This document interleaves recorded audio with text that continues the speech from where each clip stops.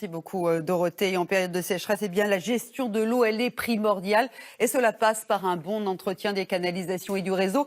Ça peut paraître incroyable, mais les fuites sont courantes dans les communes. C'était le cas à Digne-les-Bains. La facture écologique et économique a été astronomique. Il a fallu réagir. Saada Souban et Thomas Tavitian nous montrent comment. Des canalisations qui cèdent, des jointures vétustes et un goutte-à-goutte synonyme de gaspillage. Chaque année, la France perd 1,3 milliard de mètres cubes d'eau dans des fuites de réseau. À Digne, c'était 50% de l'eau qui s'échappait dans la nature. Alors la ville a mis son réseau sous surveillance. Désormais, une équipe sillonne tous les jours le territoire pour ausculter le bitume avec ce drôle d'appareil. On prépare un tir de corrélation acoustique, donc ce qui permet de localiser une fuite très précisément sur tout ce qui est canalisation conductrice.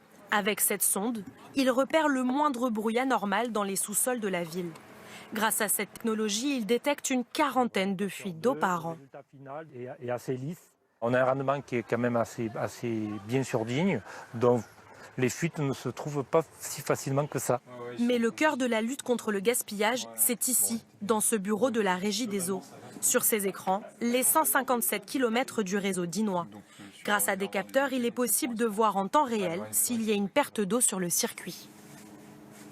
Ceux qui sont en vert, c'est des sites sur lesquels on n'a pas d'anomalie. Les sites qui sont en rouge, ce sont des sites sur lesquels on a une anomalie. C'est des endroits sur lesquels le chercheur de fuite va orienter en priorité sa recherche.